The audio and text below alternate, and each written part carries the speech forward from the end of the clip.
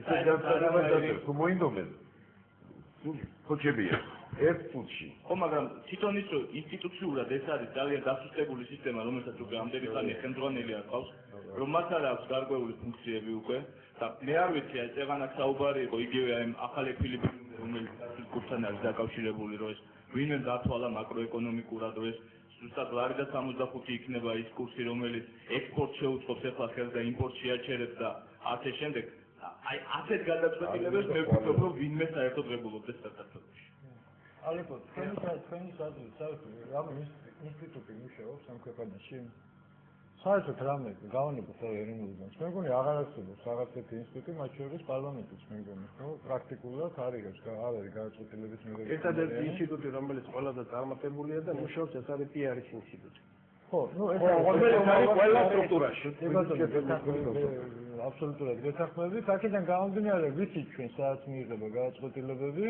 ეხლა ეს გადაწყვეტილებების ფორმირება როგორ ხდება და ვისგან ხდება ინიციირება ეს თალკე თემაა და თალკე ანალიზის თემაა მაგრამ ფაქტიურად მე მგონი ბუზი აღარ დაფრინავს ამ ქვეყანაში მით უმეტეს ეს სერიოზული ოპერაცია ვერ გადაწყდებოდა უზენაესი გადაწყვეტილების გარეშე.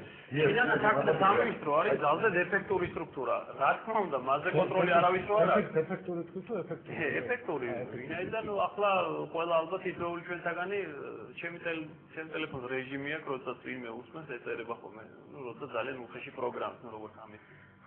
ნუ მოკლედ მე ალბათ როგორც ისეულ თქვენთაგანი ზეჭვი გვაქვს რომ ტელეფონს ისმენენ. ნუ ანუ ინსტიტუციურად გამართულია. მათ ერთი წავა, შინაგან საქმეთა სამინისტროს რომ ჩააბარეს ხელისუფლებას ხშირად ასე ამბობს. სწორედ ამიტომ აშენდა დემგლებისთვის ის საცხოვრებელი სახლები ამასინ გავიარე ცენტრალურ ავტომაგისტრალზე და მართლაც რამდენიმე კვირაში პრაქტიკულად აი სოკოებივით ამოვიდა ეს რაც ადრე არ მომხდარა ეს მის ეფექტურობაზე. ეს ძალიან კარგი მაგალითია. გადაწყვეტილების მიღებასთან დაკავშირებით. აი მე ერთ ყურადღება მე პრესაში დავიკითხე, შეიძლება შემიბრალია ვერ მომხდა ხელში, მაგრამ ეს სია რო გამოქვეყნდა. ვინ გარბოდა საქართველოსთან და ვინ შემოგვდა. ერთ ყურადღება რა ითქვა. ეს თქვა გივით არ გამარჯვეს ეს. მე არაფერი არ ვიცოდი, დავრეკე თავდაცვის მინისტრთან წინა დღეს თუ იმ დღეს. ვიცეს არაფერი არ ხდება დადი. პარლამენტის თავმჯდომარე ის არის. მე არაფერი არ ვიცოდი, გავედი. თავდაცვის მინისტრის საქმის პულში არ იყო საერთოდ. ვინ იღებს გადაწყვეტილებას? მიეცეთ ყურადღება გადაწყვეტილების მიღების უფლება, თქვა ქვეყნის პრეზიდენტს აქვს, უმაღლეს სამართალს, ეს დასაგებია, მაგრამ არავინ ქვეყნის პრეზიდენტი ყველა მაგალითად მე არაფერი არ ვიცოდი. იმიტომ წავედი, ბატონო, იმიტომ არ ჩამოვედი. ომი რო დაიწყო, გავიგე, ტელევიზორში მოვისმინე და ჩამოვედი იმ წუთში. აშკაცი ვარ. მიეცეთ ყურადღება. ეს არის უფრო მნიშვნელოვანი, ხო? ქვეყანაში ომი დაიწყო და თავდაცვის უშუალო კომიტეტის თავმჯდომარე იმ დღეს თუ წინა დღეს იფრინა თავდაცვის მინისტრის უდეკალ არაფერი არ ხდება გუგეშინია სადიო. ანუ ვინ იღებს გადაწყვეტილებას მისცემით იმის და როგორ? მოდი სამართლიანები ვიყოთ ჩვენი გადაცემა ვიდრე დაიწყებოდა ამ სტუდიაში იყო კიდევ ერთი ინსტიტუტის წარმომადგენელი მართალია სახელმწიფო ორგანოებს არ განასახიერებს მაგრამ ბატონი სოზარი როგორც ომბუდსმენი ბოლო პერიოდში ეს კაცი აშკარად ცდილობდა მაქსიმუმს შეხარჯებულის მაქსიმუმს თუმცა მალე ვადაგარდის და ალბათ ეს ინსტიტუტის ხო რაც შეეხება გადაწყვეტილებების მიღებას ჩემთვის მე მგონი უფრო სარწმუნოს მიმაჩნია ის ვერსია რომ სადღაც რაღაც სცენარები კი მზადდებოდა მაგრამ ეს რომ უნდა მოხდარიყო მაინც-მაინც პარასკევს და ვაჭრობა უნდა შეჩერებულიყო იმ წუთას რა წუთას შეჩერდა ნამდვილად არ იყო ეროვნულ ბანკში მიღებული გადაწყვეტილება და ამაღლობელის მანევრი თუ განცხადება ნამდვილად გავდა ყვარყვარეს მანევრს გაქცეულ ჯარს რომ დაეწევა და სათავეს ჩაუდგება უფრო სარწმუნოს მიმაჩნია რომ ვიღაცამ დაურეკა და უთხრეს არა არ მინდა შეურაცხყოფა მივაყენო ნამდვილად უბრალოდ ხათრული შედარება არის ვიცი პერსპექტიული ახალგაზრდა კაცია უბრალოდ ჩავარდა ამ გაუგებრობაში სადღაც ვიღაცამ შეიძლება კიდევ კეთილი მეგობრების რჩევით უცხოეთიდან უთხრათ რომ ძმებო ჩვენ კი ვაპირებთ დაგეხმაროთ მაგრამ თქვენ თუ ასე ანიავეთ ჩვენი დახმარება ამ ყველაფერს აზრი არ ექნება ამიტომ რაღაც ქენით და ეს გადაწყვეტილებაც ისევე იმპულსურად მიღებული ჩანს როგორც სხვა დანარჩენი შაბათ-კვირას იჯდნენ ეროვნულ ბანკში და კიდე ალბათ ზოგიერთ კაბინეტებში და ფიქრობდნენ რა ვქნათ ახლა როგორ გამოვდინოთ ეს ყველაფერი საზოგადოებას ამის შედეგია ის რომ არავინ არ მოდის სერიოზულ დიალოგზე და არ შემიძლია უკომენტაროდ დავტოვო უკვე პრემიერ-მინისტრის პირიდან ნათქვამი განცხადება და ცისკარიშვილს ვინ ეკითხება, მართალი გითხრათ, არ ვიცი ახლა ექსპორტის ხელშეწყობას, მაგრამ აი, ექსპორტს ხელი შეეწყობაო. მთელი ეს უბედურება სწორედ იმიტომ გჭირს, რომ აი ამათმა პოლიტიკის, სახელმწიფო პოლიტიკის რანგში აყვანილმა ყაჩაღობამ, ზოგადად ბიზნესის მიმართ, რომელსაც თავიდან ჯერ შევარდნაძის ჩინოვნიკების, ასე ვთქვათ, გადაარქვეს, ვერ გეტყვით, მაგრამ ძარცვაგლეჯა იყო, შემდეგ გადავიდნენ მსხვილ ბიზნესმენებზე, მერე საშუალოზე და ბოლოს გახსოვთ ალბათ სააკაშვილის განცხადება, რომ ერთხელ კიდე დაგატერორებთ, თუ დაგარეკეტებთ. აი ამან მიიყვანა ეს ყველაფერი, იმიტომ არა თუ საექსპორტო რესურსის წარმოების თავი აღარ აქვს ქვეყანას, ხო? საკუთარი თავის გამოყვების საშუალება არ აქვს. ვართ კატასტროფულად დამოკიდებული იმპორტზე. საყირალია 3 წელი, წინა 3 წელი შირაქში აღარ მოყავდათ ხორბალი, იმიტომ რომ აი ამ პოლიტიკის გამო დაუყიდავი რჩებოდათ. შაშან დაპირდა პრეზიდენტი. თქვენ აიღეთ კრედიტი და მე გაძლევთ გარანტიას, რომ გაიყიდება. წელს რა მოხდა იცით? ხანები დაიჭრა თუ არა, კუდი, სოდი ჩავდნენ რაიონის შესასვლელში, ხედავდნენ საჭიროთა მანქანებს. ხდებოდნენ, რომ ისინი ხორბლის შესაძენად იყვნენ შესული. მიყობოდნენ უკან და ეუბნებოდნენ კონკრეტულ ფაქტს, ამაზე მეც გადაუხდი და უკაცრავად და ამოგაგზავნა დედას გიტირებს. ზუსტად ისე როგორც კახეთში დაყვებოდნენ, დანარჩენ კახეთში ყურძნის საყიდვად ჩასულებს.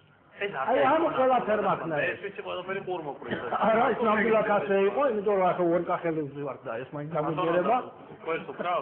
სამწუხარო.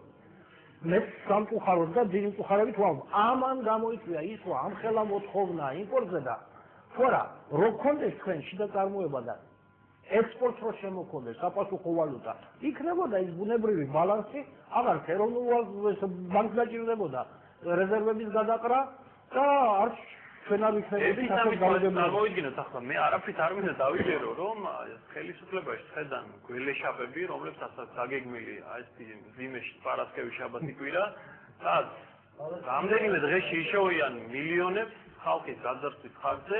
ეგები იყო გარდაუვალი რეალობა, როდესაც ასეთი რამ უნდა გაეკეთებინათ, რომ კიდევ უფრო მძიმე შედეგები არ დამდგარიყო და ეგებ აი ესეთ არაპოპულარულ და ეგებ ერთ-ერთი შეცდომა იყო ის, რომ პარასკევი შაბათი კვირა არავის არაფერი კომენტარი არ გაუკეთებია და იმ მხოლოდ და მხოლოდ ორ შაბათს არის ინტერესებასაც ამბობთ არის მაგაში არის რა თქმა უნდა, მაგრამ არ უნდა შეხვიდე ისეთ მდგომარეობაში, არ უნდა მიხვიდე ისეთ წერტილამდე, სადაც ეს გადაწყვეტილება ხდება აუცილებელი, ამაზე იყო აქ საუბარი უკვე, ხო? იგივე, როდესაც ავიღოთ ის აგვისტოში განვითარებული მოვლენები, ხო? მე პოსტფაქტუმ რო ამბობენ, რომ აბა მეტი რა უნდა გვექნა. ანუ არის წერტილი, როდესაც გააქვს ობიექტური გადაწყვეტილება მისაღები, მაგრამ საქმე იმაშია, რომ არ უნდა მიხვიდე იმ წერტილამდე. არ უნდა მიხვიდე, მანამდე პროგნოზირების მაგაზია უნდა უმოყაველი ხანი. აი მე რა თქვა, რომ თუ შემოვიდა ეს 3.5 მილიარდი, ეს იმ გარღვევას, რომელიც სავაჭრო ბალანსში გვაქვს, გაკეთებულად შეგვიძლია. მაგრამ სავაჭრო ბალანსის დეფიციტს კი არ შეგვიძლია, თუ არ შევქმნით ეკონომიკა, თუ არ შევქმნით წარმოება. რაც ლაპარაკით არ იცება, ჩვენ შემოგევლეთ. აი ეს ლაპარაკობთ, ეგედა 80%, 82% რჩება. თუ ქმნით ამ ეკონომიკას და წარმოებას, ეს რეკლამებში რო გადის და მე პრეზიდენტი თუ ნებისმიერი ხელისუფლების წარმომადგენელი, ეს დავხსენეთ, ეს დავხსენეთ. რატო არ ჩანს ეს სავაჭრო ბალანსში? ვინ მოხდეს ის 4.5 მილიარდი კი ბატონო, ეს 3 წელი ფეხი გადადებული, თუმცა ეგ არ ნიშნავს არაფერს, მაგრამ ფეხი გადადების საშუალებას ნამდვილად არ მოხდეს, მაგრამ ყოველ შემთხვევაში სავაჭრო ბალანსი. ფეხზე გიგვაგა. ჩვენ მეტი არ გვაქვს იმუნები. მაგრამ ეს 4.5 მილიარდი კი არა, 45 მილიარდიც რომ მოხდეს. თუ არ უზრუნველყავით აი ამ პერიოდში ჩვენ მომხმარებელთა საზოგადოებიდან მათხოვრული ქვეყნიდან გავხდეთ ქვეყანა, რომელიც საკუთარ თავს მაინც უზრუნველყოფს, აი როგორც ვთქვათ აზერბაიჯანი. უკვე 5 წელი აზერბაიჯანი უზრუნველყოფს სასულთნო პროდუქტის სრულად თავის მოსახლეობას და ნაწილი გააცხადებს. აქეთ თუ არ გავედით და რო არ მივდივართ, აიღეთ რა ეს შესანიშნავი დოკუმენტი და ნახეთ, რომ თუ მივდივართ ის რატო არ იცვლება ეს არაფარდობა. ის არაფერი კი ბატონო მოხდეს 4.5 მილიარდი, ხარკით შევავსეთ. უარყოფით წავდა. მერე რა. გავა ეს კომიტეტი. მერე შევა ვალი საზრდილი. შვილები გადაიხდია. ამ 4.5 მილიარდიდან ვალი რამდენი დაგჭირდა? 2.5 არის კრედიტი. ანუ ვალი. უნახევარ კრედიტი, მაგრამ სახელმწიფოსი არ არის ძალიან რა თქმა უნდა, იქ ბანკებიც არის არასაბანკო სფეროც, ასე ვთქვათ, ბიზნეს სტრუქტურებიც. ბანკებს აქვს ძალიან სერიოზულად საქმე, იმიტომ რომ ქართულ ბანკებს